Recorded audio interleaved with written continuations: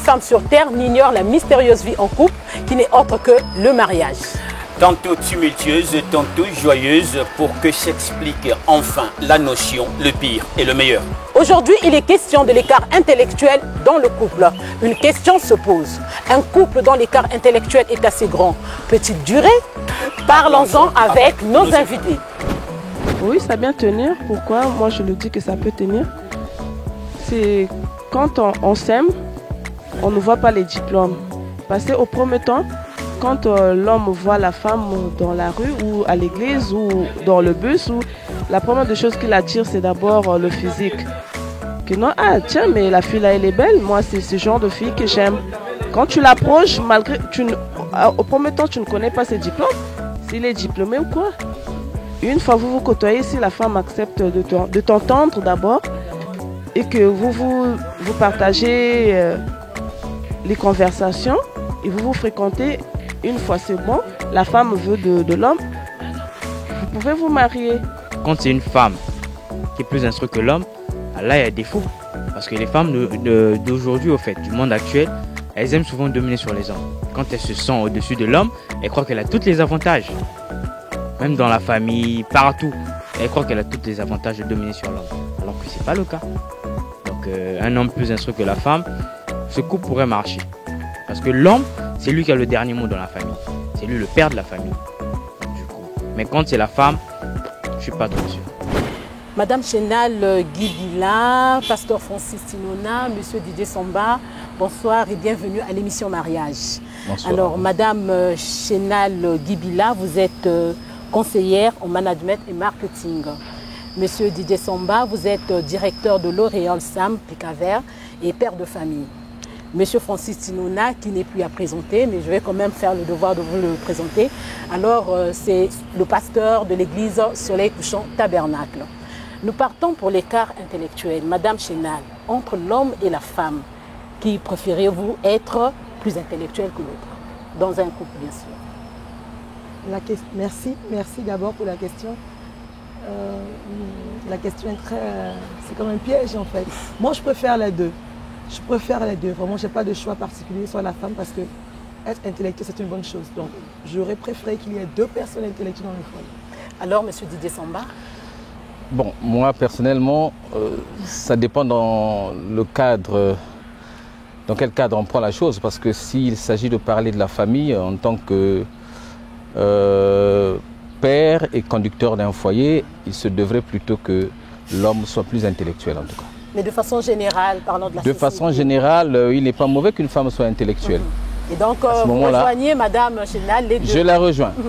Si seulement, de façon générale, on parle de ce qu'il faut être intellectuel, il n'y a pas de problème. Mais si l'on rentre dans le cadre familial, il serait en tout cas un peu mieux que l'homme soit plus intellectuel. Alors, on va écouter l'avis donc du pasteur Francis. Lorsque l'on forme un foyer, c'est pour qu'on vive ensemble et c'est pour qu'il y ait harmonie et entente au sein de ce foyer. Alors, il est donc nécessaire de ce fait que les deux puissent être la même nature, on va dire, sinon en tout cas complémentaires. Donc il est préférable que les deux soient intellectuels. Moi, plutôt, je reviendrai sur la préférence de madame. Pourquoi voudriez-vous que ça soit enfin, votre choix, quoi, pour quelles raisons vous aviez vous avez choisi le choix que vous avez mis tout à l'heure? Alors, si la question m'était posée, si je préfère que les deux aient le même niveau. Donc, soit deux intellectuels, soit deux illettrés. Compatibilité, harmonie, entente, équilibre. Voilà mes raisons. Il se peut que, madame, dans votre foyer, l'homme soit beaucoup plus intellectuel que vous. Est-ce que ça poserait problème? Alors, le foyer n'est pas une surprise. Le foyer, c'est une préparation.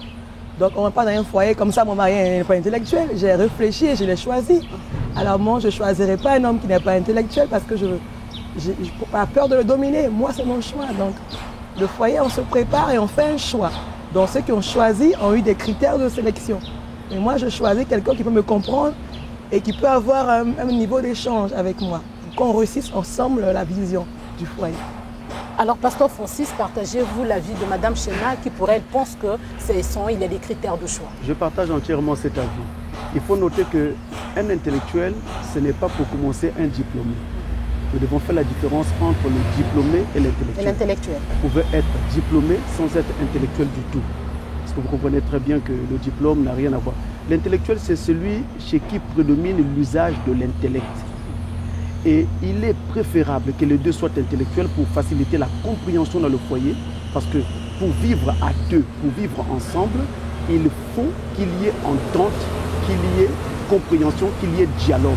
Mais quand nous aurons dialogue, si on ne se comprend pas, si on ne parle pas le même langage, si nous ne sommes pas sur la même longueur d'onde, il y aura difficulté donc de compréhension et le message ne passera pas. Et chaque fois, ça va bloquer, ça va casser et ça finira donc par casser le foyer.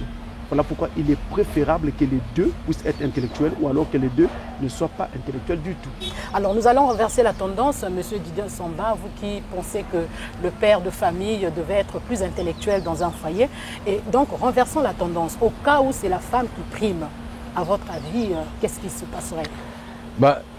Si elle prime, parce qu'en passant, je voudrais dire que lorsque l'on choisit une femme, faire un choix c'est très bien, mais on ne sait pas toujours. On peut tomber sur une femme que l'on aime, mais qui ne soit pas intellectuelle.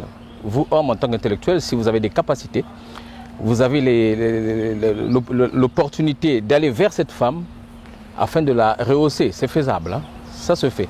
Maintenant, qu'une femme soit plus intellectuelle que l'homme, c'est bien, c'est faisable, mais ce n'est pas mieux. Parce qu'il y a des risques, je crois qu'on y viendra, hein. Il y a beaucoup de risques à cela. Vous avez déjà emboîté le pas, allons-y. Il y a plein de risques parce qu'une femme, si elle n'est déjà pas équilibrée, si elle n'est pas pondérée, si elle est plus intellectuelle que son homme, soyez sûr que l'homme sera sous la chaussure. Hein? Si ce n'est pas une femme pondérée, l'homme sera sous la chaussure. Par contre, si elle est pondérée, alors là, justement, elle fera en sorte qu'il y ait complémentarité. Quoique le monsieur ne soit pas intellectuel, elle s'arrangera à vivre avec cet homme tout en l'amenant, en le tirant du bas vers le haut, évidemment. Pondéré ou pas, Pasteur Francis Sinona, on dit que l'amour est au-dessus de tout. L'amour est aveugle. Est-ce à ce moment-là, l'amour ne devait pas prendre le dessus? Nous devons noter qu'un mariage est d'abord ce qu'on appelle un projet. Je ne me retrouve pas comme ça brusquement marié. C'est un projet que je conçois et que je me mets donc à poursuivre pour l'amener à réalisation. Donc au moment où je fais le choix de l'homme qui va partager ma vie ou de la femme qui va partager ma vie, j'ai la décision. Je peux choisir cet homme intellectuel comme moi, je peux choisir cette femme intellectuelle comme moi ou alors l'inverse. Mais si je prends la décision de prendre une personne qui n'a pas exactement le même niveau intellectuel que moi, qui a la même compréhension des choses, il faut donc que j'accepte de me préparer à pouvoir accompagner mon partenaire dans la vie de tous les jours pour faire en sorte que le message que je donne passe facilement. Prenons le cas d'une femme, si elle est plus intellectuelle que l'homme et qu'elle accepte d'épouser un homme qui est moins intellectuel, il faut donc qu'elle accepte dès le départ de se rappeler cette écriture de la Bible qui dit que l'homme est le chef de la femme et que donc, de ce fait, elle doit user de soumission et de respect vis-à-vis de son mari. On ne dit pas, on ne parle pas de soumission aveugle, mais il s'agit en fait d'éviter de donner des ordres à son mari et de n'en faire qu'à sa tête. Il faut partager avec son mari et essayer donc de trouver d'abord la vie du mari. Et quand cet avis ne vous correspond pas, vous montrez pourquoi et vous essayez de montrer les avantages de votre position à vous. Et on conduit le foyer de cette façon. C'est ainsi que vous allez avoir un foyer équilibré. Donc au départ, c'est le choix que vous faites, c'est vous qui faites ce choix et c'est à vous donc de décider de ce qui donc sera l'après. Mais avant d'être surpris par toutes les conséquences de l'après, il est préférable de tout regarder avant. Vous me permettez, Madame Laura, parce que Francis, il est préférable de regarder, comme vous l'avez dit, que le mariage est un projet. Dès le départ, vous partez pour une femme qui est moins instruite, qui est moins intellectuelle que vous. Arrivé au foyer, vous instruisez la femme, comme l'a dit monsieur le directeur donc de Sam Picavert. La femme réussit maintenant à un travail et constate finalement que le mari que j'ai, c'est lui qui a fait que je devienne celle que je suis devenue aujourd'hui, ne correspond plus à mon niveau. Et c'est toujours l'amour, et c'est toujours là le fondamental, le fondement qu'il fallait. Pasteur Francis. Bon, en fait, tout ce qui est mariage par défaut, ça ne marche pas. Quand on se marie par pis-aller, en disant, bon, écoute, je me marie quand même, et puis on verra à la longue. L'appétit vient en mangeant, comme on a l'habitude de le dire. Ce mariage-là est appelé à être détruit parce que dès le départ, vous n'avez pas véritablement aimé cet homme ou aimé cette femme ou choisi vraiment de partager la vie avec. Alors le jour que votre vie trouve l'équilibre que vous attendiez... Vous êtes même allé avoir des enfants, 6 gosses, peut-être même 10, mais vous arrivez quand même parce que vous êtes réagir, hein, Madame Chénal. Oui, je reviendrai sur la femme. Voilà. Dès que vous avez réussi, la femme a réussi. On a vu beaucoup de foyers se diviser parce que la femme est devenue plus intellectuelle, beaucoup plus ainsi de suite. Et voilà, ce sont des erreurs qui ont été commises à la base au commencement du mariage. On a aimé une femme sans être sûr que cette femme nous avait aussi aimé de la même façon. On a aimé un homme sans être sûr que cet homme nous avait aussi aimé de la même façon. Il faut que l'amour que vous donnez à votre partenaire soit un amour passionnel. Alors, Pasteur Francis, oui, Madame Chénal. En fait, ce qu'il faut savoir, c'est que l'homme est sujet à un changement. Personne ne naît à 20 ans et reste pareil à 25 ans. Exactement. Donc nous sommes sujets à une évolution mentale, intellectuelle. Ça, c'est la première des choses à savoir. Donc la dame a dû, pour la question qu'il nous pose, c'est que la dame a évolué, mais est-ce que le mari aussi a évolué? Parce que si le mari avait aussi évolué, il y aurait eu un qui serait toujours en avance. Donc, il fait évoluer la femme, mais lui, il n'évolue pas. Et elle se rend compte maintenant qu'elle a les yeux, elle a mangé le fruit, elle voit que les yeux ouverts. Il n'est pas aussi intelligent que ça. C'est normal, il a fait une faute. Il fallait évoluer ensemble. Est-ce que, en étant ensemble, le mari a pensé vous élever, vous? Pourquoi, dans le retour, dans le même amour que vous rendez, vous, femmes, n'avez pas la même habilité de dire à votre mari, il faut se perfectionner, chérie, parce que nous formons un foyer, nous avons des enfants, conjuguons ce foyer ensemble. Je pense qu'on s'écarte du sujet. Alors, non, pas du tout. Okay. Est-ce que dans le sens de l'amour, n'y a-t-il pas un retour réciproque? Moi qui vous ai aidé à vous élever. Il est déjà blessé, on dirait. Bon. Alors, moi, c'est pas mon cas, mais en fait, je pense que le monsieur aurait dû évoluer. Parce que le mariage, c'est à 3 niveaux. Voilà. Le mariage, c'est une union de l'âme, de l'esprit et du corps. Le mariage n'est pas juste un mariage à l'aveugle. Moi, je ne crois pas que le mariage, c'est l'amour, c'est l'aveugle. Je ne crois pas aux théories de ce mariage-là. Donc, on unit des personnes à 3 niveaux. Donc, si l'âme du monsieur, l'âme dans la partie de la personne dans laquelle il y a l'intellect n'a pas évolué, il y a incompatibilité. Même quand on rentre dans l'esprit, si la personne commence à prier plus que vous et que vous ne priez pas, il y a un décalage. Tant qu'il n'y a pas évolution ensemble, il y aura un décalage. L'amour n'est pas plus fort que l'union de ces 3 personnes. Donc, il faut évoluer dans son mariage. Mon mari évolue, j'essaie de comprendre mon mari et d'évoluer. Je ne reste pas statique et dis non, mais mon mari est devenu ministre. Et moi, je reste avec des habits de commerçant, de femme de beignet. Non, mais il faut évoluer. Et si la femme qui devient ministre, donc le mari doit faire évoluer, pareil. Il doit évoluer. Parce que l'unité, si moi j'évolue, tu évolues. On doit évoluer pour qu'on puisse être dans la même vision. Mais si un dit, moi j'ai déjà eu la femme, c'est fini, j'ai eu ma femme à vie, elle évolue, quand je reste là, mais il y aura forcément des équilibres. Donc il faut évoluer ensemble.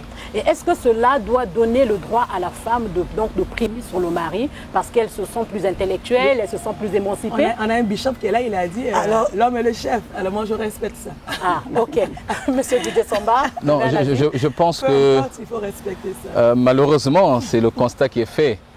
Bien que la dame respecte ce que dit le pasteur Francis, mais malheureusement le constat qui est fait, c'est que quand une femme excelle, pour la plupart des cas en tout cas, le monsieur est sous ses talents. Hein? Et je reviens donc...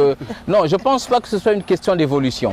Nous avons vu des calibres, des hommes intelligents, hein, parfois plus intelligents que leurs épouses. Mais pour peu qu'une épouse devienne secrétaire générale de ceci, que monsieur demeure DG de son entreprise, et bien voilà, que l'on marche sur lui. Non, je ne pense pas que c'est toujours une histoire d'évolution. Il y a d'abord ce qu'est la personne à l'intérieur. Est-ce que cette dame aime réellement ce monsieur tel qu'il est, avec tout ce qu'il a et tout ce qu'il pourrait avoir? On est encore au principe de l'amour. L'évolution. Justement, parce que l'unité entre l'homme et la femme, c'est naturel. Hein? Dieu a fait cela comme cela. Et donc, c'est une unité, c'est quelque chose qui est parfait. Parce que c'est naturel. Ça doit se faire comme cela. Mais il ne faut pas non plus perdre de vue le fait qu'une femme a des droits et devoirs, de même que l'homme. Je disais au départ qu'il était préférable pour moi que l'homme soit le plus intellectuel. Pourquoi? Parce que l'homme, c'est lui qui, dans un foyer, à qui est dévolu un rôle très important, réfléchir, concevoir et mettre en pratique, parce qu'il dirige tout un foyer. Vous comprenez? Mais voilà, je pense que jusqu'à ce que la femme devienne émancipée, ça avait toujours été le cas. Ça avait toujours été le cas. C'est vrai que je ne voudrais pas blesser la dame. Je sais que vous êtes émancipée, mais jusqu'à il y a quelques années, en tout cas, avant que la femme ne soit émancipée, c'était le cas. Monsieur jouait tout ce rôle. Mais cela ne veut pas dire que la dame ne vaut que pour du beurre. Non. La dame est un être humain qui a des capacités intellectuelles aussi. Justement. Mais si elle est assez volontaire pour les faire évoluer, il n'y a aucun mal. Mais seulement, elle ne devrait pas trébucher au fait qu'elle est dame, elle est femme au foyer et qu'elle devrait à ce monsieur, peu importe ce qu'il peut être, respect et obéissance. Voilà. Pasteur Francis. Moi, j'ai une question parce que le père de famille en face, il dit qu'il est préférable.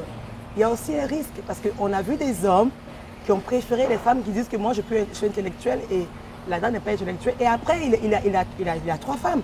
Quand il a des réunions d'affaires où tous les collègues sont intellectuels, il a emmené la ménagère à ces réunions de fête.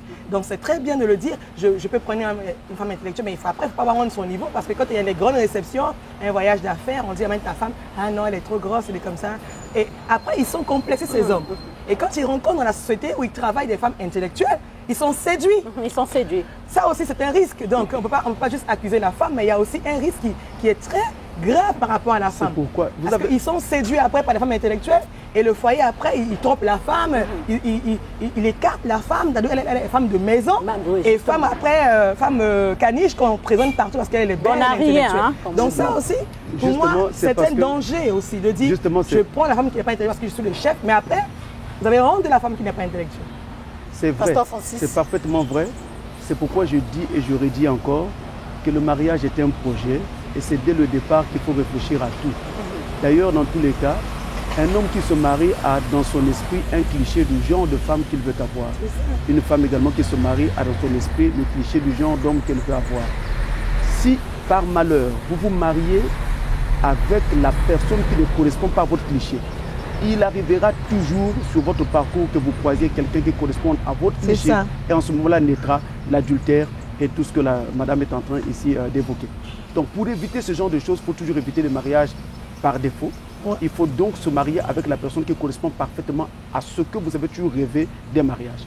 Et ensuite, le mariage étant un projet qu'on construit et qu'on mène à deux donc on va se mettre à faire évoluer son foyer. Il ne s'agit pas seulement d'acheter une parcelle, de bâtir une maison et de scolariser les enfants, mais il s'agit aussi de construire l'environnement même intellectuel déjà dans lequel on évolue, quelles doivent être les règles de vie dans la maison, quelles doivent être, comment on va donc essayer donc d'arranger les choses. Eh bien, chacun apportera sa pierre à l'édifice, sa pierre intellectuelle à l'édifice. Il est important que nous comprenions cela. De toute façon, nous sommes dans un âge hautement intellectuel. En tout cas, aujourd'hui, dans cet âge, il n'y a presque plus de place pour ceux qui ne sont pas intellectuels. Alors moi, je voudrais revenir sur le fait de se marier avec un conjoint, une conjointe qui correspondent à votre cliché, révérend. Ce n'est pas facile, c'est facile à dire, c'est vrai. Mais comment le constater sur le terrain? Parce que vous avez aujourd'hui des couples qui ont eu 20 ans de mariage et après 20 ans, c'est soit la femme ou le monsieur qui découvre que la personne qu'il avait épousée n'était pas celle-là. À ce moment-là, on ne peut pas toucher l'amour. Alors, comment se comporter face à ce problème? Je pense qu'il y a beaucoup de personnes qui se marient avec le concept l'amour à l'aveugle. Donc, on voit qu'il y a un problème. On dit, quand je me marie, il va changer. Donc, le pasteur est en train de le dire. Donc, on ne cherche pas à unir les 3 parties de l'homme. J'insiste, l'homme est fait, l'homme est esprit, ayant une âme dans un corps. Et si je me marie avec quelqu'un, je ne marie pas seulement le physique, je marie l'âme de quelqu'un. Je marie son esprit et je marie son corps. Il faudrait que son esprit et mon esprit soient compatibles. Son âme et mon âme soient compatibles. Son corps et mon corps soient compatibles. Mais qu'est-ce qu'on fait aujourd'hui? On regarde le corps de quelqu'un, ah c'est belle, je suis belle, on se marie. On s'en fout du reste. Mais ces choses invisibles nous rattrapent après dans le foyer. Alors donc le révérend va nous aider à gérer un peu cette question. Comment se faire, comment toucher du doigt, comment réaliser que l'amour il est réel, il est parfait. Voici l'erreur que commettent les chrétiens. Les chrétiens quand ils veulent se marier, ils se disent, je m'en vais prier pour que Dieu me montre une femme. Donc ils ont les yeux fermés et ils prient, les mains levées. pour que Dieu donne une femme. Mais c'est ce que vous recommandez en tant qu'homme de Dieu. C'est ce que les églises recommandent, ce n'est pas ce que Dieu recommande. Parce qu'il y a beaucoup de choses que l'on met sur le compte de la Bible et sur le compte de Dieu qui n'existent pas, que Dieu n'a jamais dit. Donc, quand vous priez et vous demandez à Dieu de vous donner une femme ou un homme, vous avez les yeux fermés. Le jour que cette femme ou cet homme vous est présenté, vous êtes surpris de constater que ce n'est pas exactement ce que vous attendiez, ou alors vous vous mettez ensemble, c'est 15-20 ans après qu'on se rend compte que non, celle-ci ne me convient pas ou ne me convient plus. En réalité, pendant que l'on prie, il faut user aussi de ce qu'on appelle un réalisme sain. La Bible le recommande. Donc je prie et en même temps je garde les yeux ouverts pour regarder et voir qui correspond exactement à ce que je porte comme projet dans mon cœur pour mon mariage. Je vais prendre un cas. Vous savez qu'il y a des familles dans lesquelles mettre au monde, c'est presque un sport. Sport, pasteur Francis. C'est-à-dire qu'ils veulent avoir autant d'enfants possible. Il y a des familles comme ça, où on dit à la femme, toi, un enfant, 2 enfants, nous, ça ne nous convient pas. Nous, on veut être nombreux. Vous, dans votre philosophie du mariage, vous voulez vous arrêter à 1 enfant ou 2. Vous voyez bien que si vous mettez avec une femme comme ça, vous aurez des ennuis. Nous avons chez nous ici des sociétés, des familles où la sorcellerie règne en maître. Alors, qu'est-ce qu'il faut faire? Vous ne devez pas vous jeter comme ça, tête baissée dans un mariage. Il faut regarder dans quelle famille vous êtes en train de rentrer. C'est vraiment important. Vous êtes d'un niveau intellectuel très élevé, vous avez fait des hautes études et autres, et vous allez l'épouser une petite ménagère, ou bien comme on fait aujourd'hui, on vous parachute une femme qui vient du village, qui ne connaît rien d'un téléphone portable, qui ne connaît rien d'un ordinateur. Comment vous allez même faire pour passer les messages quand vous êtes au travail ou quand vous allez partir en voyage d'affaires? Qu'est-ce qu'elle fera avec les enfants? Elle ne sait même pas signer un document. Elle n'a jamais été à l'école.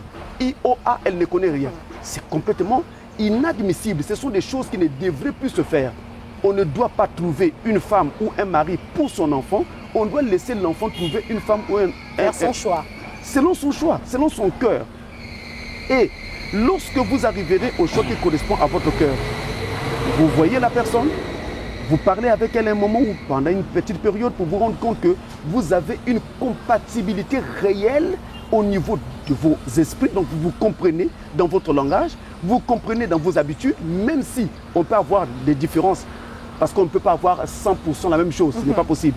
On peut avoir quelques différences, mais vous allez constater qu'en tout cas, malgré ces petites différences, on se comprend très bien. Voilà. Si vous vous sentez à l'aise avec votre partenaire dans les petites causeries que vous passez ensemble, ou quand vous allez au restaurant, vous pouvez être garanti que je peux faire un voyage avec cette femme ici ou avec cet homme ici et m'en sortir sans problème. C'est ça qu'il faut comprendre. Mais il faut aussi noter qu'il y aura des changements qui vont intervenir. Des changements déjà dans le physique de votre mari, dans le physique de votre femme. Il y a le vieillissement qui agit. Il y a aussi la maternité qui change donc certains aspects. Mais il y a aussi ce côté intellectuel sur lequel nous sommes en train de parler. Parce que intellectuel aujourd'hui, il faut que je le reste. Il faut que je le demeure. Je ne dois pas m'abrutir. Mais à force de tirer quelqu'un qui est trop bas, on peut s'abrutir également. Parce que vous allez être obligé de descendre trop bas pour essayer d'amener plus haut. C'est un peu comme ça qu'on fait à la cité. On prononce les mots presque de travers pour aider nos enfants à comprendre quelque chose. Justement. Hein? On dit yo-yo ou quoi pour aider l'enfant à comprendre. Alors qu'en réalité, on devait prononcer le mot correctement pour que l'enfant apprenne que ça se dit comme ceci. Donc on a fait tout le contraire dans notre société. C'est pourquoi la Bible dit toujours la pierre qu'ont rejeté ceux qui bâtissaient est devenue la principale. Parce que vous faites bien de revenir sur la Bible. Et donc cette Bible, il est fait mention de l'amour qui supporte tout, qui croit tout, qui pardonne tout. Quand dites-vous, lorsqu'il faut avoir une femme qui est moins intellectuelle que vous, justement, où est la place de l'amour? Si vous avez réellement aimé votre femme et que vous trouvez qu'elle est moins intellectuelle que vous et que vous avez vraiment l'envie d'épouser cette femme-là, alors vous devez également inclure dans votre projet le fait qu'il faut amener cette femme-là plus haut. Donc, une fois épousée, vous devez la scolariser, vous devez faire tout pour qu'elle puisse aussi croître intellectuellement. Mais si vous la laissez au même état, je peux vous garantir, l'adultère fera son apparition dans ce foyer. Il y aura ce que vous appelez couramment dans la société le 2e bureau, 3e bureau qui vont apparaître dans les coins. Il y aura une femme, une secrétaire au bureau qui sera la petite amie. Je vous le garantis. Parce que les petits mots qu'on sort de travers, un français tordu, on le supporte au début parce que vous dites qu'il y a l'amour. Et vous verrez qu'avec le temps, on ne le supportera plus. Donc, mieux vaut prendre les choses dès le départ, comme il faut, pour éviter de vivre des surprises demain. Il n'y a pas que l'amour qui tient un foyer. Je l'ai toujours dit, je l'ai enseigné. L'amour est une chose importante dans un mariage et c'est vrai, mais il n'y a pas que l'amour. Il y a les autres aspects également à prendre en ligne de compte. Alors, Monsieur Didier, votre avis à propos de la question? Non, je partage l'avis du pasteur Francis parce qu'évidemment, on ne peut pas dans l'abrutissement évoluer. Ce n'est pas possible. Quand je parlais tout à l'heure d'aller vers l'autre pour le tirer vers le haut, c'est de ce dont parle le pasteur Francis. Donc on peut rattraper le niveau intellectuel. Tout à fait, c'est faisable. Et j'allais dire tout à l'heure, je ne voulais pas... Mais il faut noter que les Congolais ne sont pas très enclins à s'émanciper intellectuellement quand, on va dire, l'âge est révolu, entre guillemets, pour eux. Il a déjà 30, 40 ans, il dit que je n'ai plus de temps pour étudier. Voilà. Ça, c'est une réalité. Mais c'est une erreur parce qu'en fait, un homme est censé apprendre tout le temps de sa vie. Et quand je parlais tout à l'heure de la dame qui serait au-dessus de l'homme, non. J'avais en fait je voulais intervenir dans les deux sens. Parce qu'évidemment, l'homme, quand il est trop intellectuel aussi, peut se transformer en despote, peut se transformer en un monsieur insupportable. Donc, un homme, quand il est hautement intellectuel, il doit également savoir faire preuve de beaucoup de compréhension et d'humilité. Parce que voyez-vous, un homme qui est tout le temps enfermé dans l'intellect, il serait même difficile pour lui d'entretenir un foyer. Ça, c'est comme ça.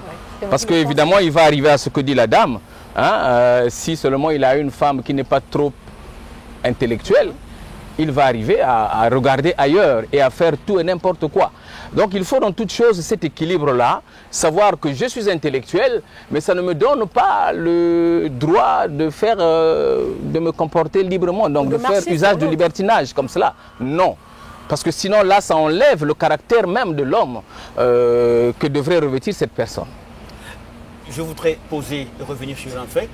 S'il faut amener l'un des conjoints à un niveau beaucoup plus, on va dire, raisonnable, à un niveau intellectuel assez convenable, dans un homme, il y a autant d'orgueil. Comment une femme s'y prendrait-elle? On va donc donner la parole à Madame une femme? Non, je préférerais qu'on commence par les hommes, parce que les orgueilleux, c'est eux, c'est nous autres orgueilleux. Voilà. On commence par les hommes. Comment une femme s'y prendrait-elle? Monsieur Didier Somba, les orgueilleux, c'est vous, on est parti. En fait, vous ne semblez plus à rien. En fait, il faudrait qu'on mette des criques intellectuels, justement, pour que vous parveniez à... Bon, je pense que le pasteur Francis a dit tout à l'heure quelque chose, c'est que dans un couple, il faut une certaine complicité.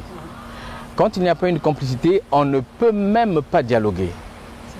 Or, l'homme doit d'abord reconnaître ses insuffisances, si tant qu'il en a. Hein. S'il en a, il doit les reconnaître d'abord. Et si la femme intellectuelle a perçu ses insuffisances, ben, il y a une manière de faire. Hein.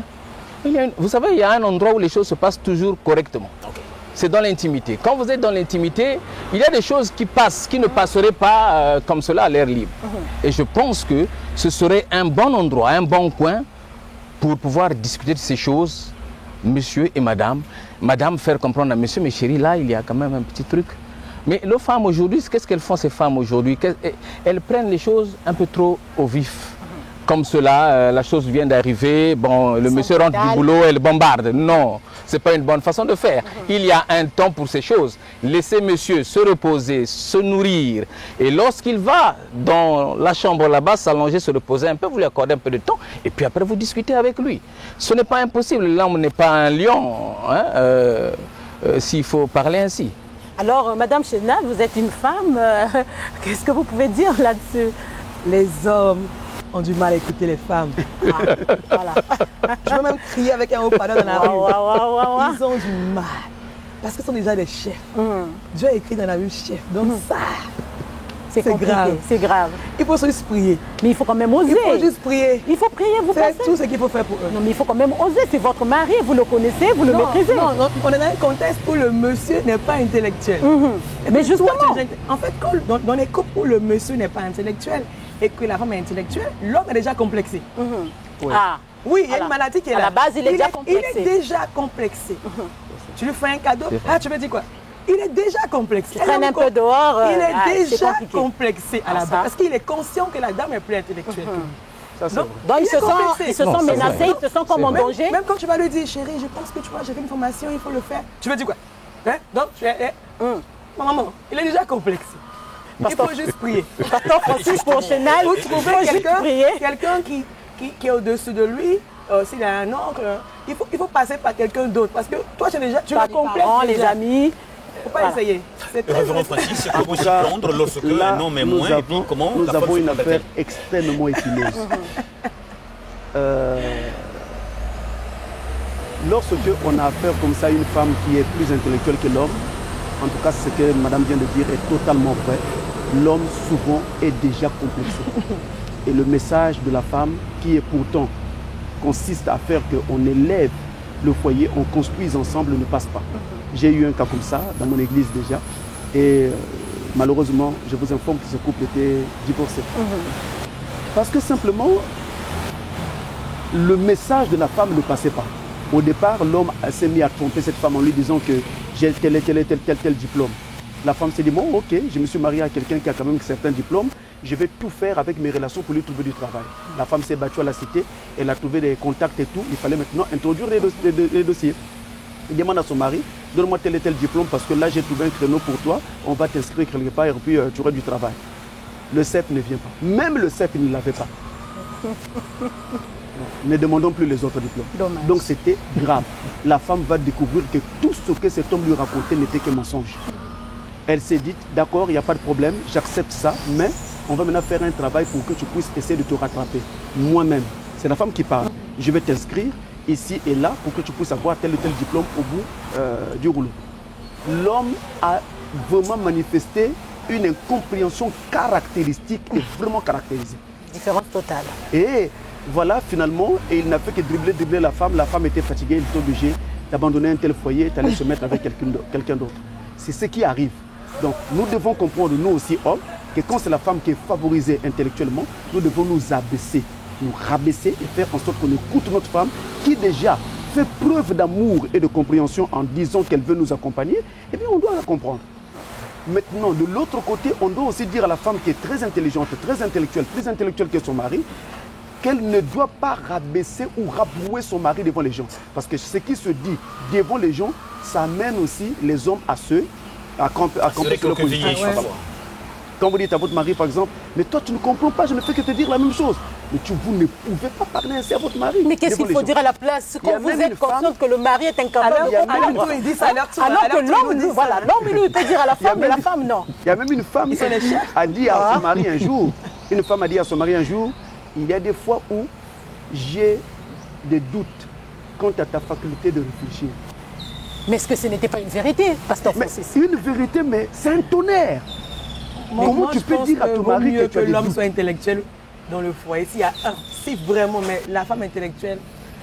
La dame me rejoint. Non, pas parce que la dame va être orgueilleuse, le monsieur ne cédera pas. Ah, donc vous, le problème pour vous, c'est au niveau du monsieur. Il ne cédera jamais. Je venais de dire quelque chose tout à l'heure, parce que être intelligent, c'est aussi savoir se rabaisser. Hein. L'homme qui conçoit l'intelligence comme étant une structure inamovible ou bien quelque chose qui est au-dessus de tout, non, ce n'est pas un homme ça. Parce que le vrai courage, c'est celui qui consiste également à reconnaître ses erreurs, ses failles et toutes ses fautes, même ses insuffisances. Surtout qu'on est un homme. Ben, surtout qu'on est un homme, justement. Ça devrait se faire. En tout cas, c'est un souhait que les hommes comprennent qu'ils n'ont pas toujours en face d'eux des personnes inutiles. Non. Un homme qui déjà se voit hautement placé parce qu'il est intelligent ou parce qu'on reconnaît en lui une certaine capacité, en tout cas, s'il ne fait pas très attention, il va trébucher. Et il devrait prêter attention à ça et être assez humble. Je vais ajouter le point parce que aussi il y a différents types d'intelligence aussi. Moi je pense que pour gérer une maison et des enfants, pas besoin d'un diplôme. Donc il faut faire confiance à la femme qu'il a épousée, même si elle n'a pas 20 ans, un bac plus 20, mais elle a une intelligence naturelle. Bien sûr, bien sûr. Que Dieu lui a donné. Hein? Oui, donc dans un foyer, on peut avoir une femme qui a une intelligence sans aller à l'école. Exactement. Maintenant, si lui, l'homme, généralement, va prendre son intellectuel pour dire, oh, moi, je fais des études, je ne m'écoute pas, tu n'es pas intellectuel. Il le dit souvent. Tu ne connais rien, tu ne comprends rien. Ils le disent. Hein. Ah, mais seulement les femmes ne doivent pas le dire à leur mari. S'il vous plaît, madame. Ils le disent. S'il vous plaît, madame. Mais on va accorder la parole au révérend Francis. Juste la même lancée. Ok, je veux revenir. Je voudrais faire remarquer le fait que intelligence n'est pas égale à sagesse. Vous pouvez être intelligence et manquer de sagesse. Intelligence n'est pas égale à humilité non plus. C'est ça. Vous pouvez être intelligent et manquer d'humilité. Parce qu'un homme qui se rabaisse pour comprendre que ce qu'on lui dit est assez sage, c'est un homme qui est assez humble. Et justement, même la Bible dit que les humbles seront élevés. Or, souvent, l'intelligence rend orgueilleux. L'intelligence amène à penser qu'on est au-dessus des autres, ce qui n'est déjà pas bien. Mais il y a aussi la médiocrité qui peut aussi rendre orgueilleux. On est tellement médiocre, mais on ne veut pas que les autres soulignent le fait que vous êtes médiocre. Et on crée un monde propre, un monde à lui, et voilà, on se renferme. Voilà. Et dès qu'on veut en parler, là, on dit, voilà. La question sera partagée. Et donc, il est important qu'à côté de votre intelligence, vous mettiez aussi la sagesse. Et justement, pour parler de sagesse, c'est cela qui permettra à une femme qui n'a jamais fait des études, mais d'être dotée d'une intelligence qui lui permet de gouverner correctement son foyer. C'est ça qu'on appelle la sagesse. Au cas où vous ne la remarquez pas, ni sagesse, ni semblant d'intelligence, quand bien même vous imaginez le niveau scolaire de votre femme, que faire? Je dois vous dire sincèrement, même les petits moindres détails que vous regardez, que ici, ça se comprendrait que les allumettes se poseraient dans la cuisine, les cuillères se retrouveraient dans la cuisine. Vous, monsieur, quand vous rentrez, vous vous demandez que faire, monsieur le pasteur Francis? On va dire vice-versa, hein, pour ne pas être impartial. Hein. On commence d'abord par... Je dois vous dire sincèrement que un mariage, c'est une vie à deux. Mais on ne peut vivre à deux que si on parvient à se comprendre et à s'entendre. Quand ça ne passe pas, eh bien ça casse. Tout à fait. Alors, on va prendre une dernière notion, révérend Francis Sinona, la famille. Aujourd'hui, vous avez des parents qui constatent que leur fille est intellectuelle, très intelligente, qui va dans un foyer. À ce moment-là, ça pose un véritable problème. Non pas au niveau de la femme, peut-être pas de l'homme, mais de la famille, qui commence à ce moment-là à donner des injonctions à leur fille parce qu'elle est intellectuelle, elle ne doit pas se laisser aller, elle. À ce moment-là, comment cette dernière devrait se comporter face à son foyer et à la famille? Lorsque on se marie, la Bible dit l'homme quittera son père et sa mère et s'attachera à sa femme et les deux deviendront une seule chair. C'est vrai que la famille existe, mais maintenant vous formez un nouveau foyer. Vous n'avez plus d'injonction à recevoir de l'extérieur. C'est vous et votre mari qui devez donc trouver comment vous allez conduire votre foyer. Donc l'entente viendra de vous.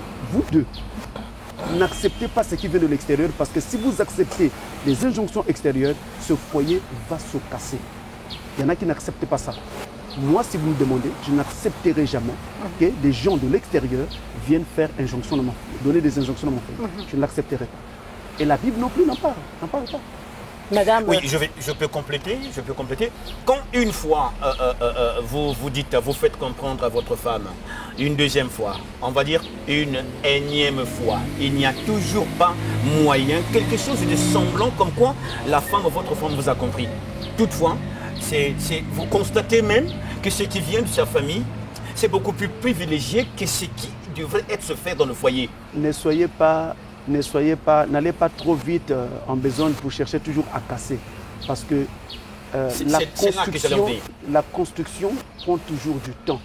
Que ce soit la construction dans le domaine physique, ou dans le domaine intellectuel, ou dans le domaine de la sagesse. L'apprentissage prend du temps. Donc soyons aussi assez patients pour attendre. Personne n'est parfait. Même si l'homme est entre guillemets le chef de la femme, ou je voudrais dire le chef de la maison. Je dis entre guillemets pourquoi? Parce qu'il ne s'agit pas ici de la chefferie comme les gens l'entendent à l'extérieur, où quelqu'un agit comme un dictateur pour dire c'est moi le chef. Mais la chefferie de l'homme dans un foyer consiste à donner l'exemple, à être le modèle de vertu, modèle de vie, pour inciter sa femme et les enfants à faire comme lui. Mais il ne s'agit pas d'être un dictateur ou un lion. Dès qu'on entend la voiture siffler là-bas à l'entrée de la parcelle, les enfants se bousculent, il y en a qui rentrent sous les meubles. C'est pas ça la chefferie. La femme tremble, elle n'est plus à l'aise, elle fait tomber tout ce qu'elle tient. C'est pas ça la chefferie. Là, vous êtes un dictateur. Vous vous êtes trompé d'âge. Vous vivez à une autre époque. Cette époque ne vous convient pas. Alors, en un mot, révérend Francis Sinona, l'écart intellectuel ne poserait pas problème dans un couple. Il suffirait tout simplement d'avoir un peu de sagesse, un peu de complicité. Ça sera le dernier mot. En tout cas, l'écart intellectuel causera problème. Je le dis la main sur le cœur. Il faut, pour que l'écart intellectuel ne cause pas de problème, que la personne la plus intellectuelle dans le foyer soit suffisamment humble. et accepte son partenaire pour l'accompagner. Peu importe ce qu'il va vivre, ils vont vivre sur le chemin. Autrement, ça causera toujours problème. C'est pourquoi dès le départ, quand vous voulez vous marier, mettez-vous avec une personne qui correspond à ce que vous êtes. Madame Chenal Guibila, merci. Monsieur Didier Samba, merci. Révérend Francis Tinona, merci à vous. Alors, c'est la fin de notre entretien qui a porté sur l'écart intellectuel. Pour le révérend Francis Tinona, l'écart intellectuel poserait problème au cas où il n'y a pas d'humilité. Merci et à bientôt.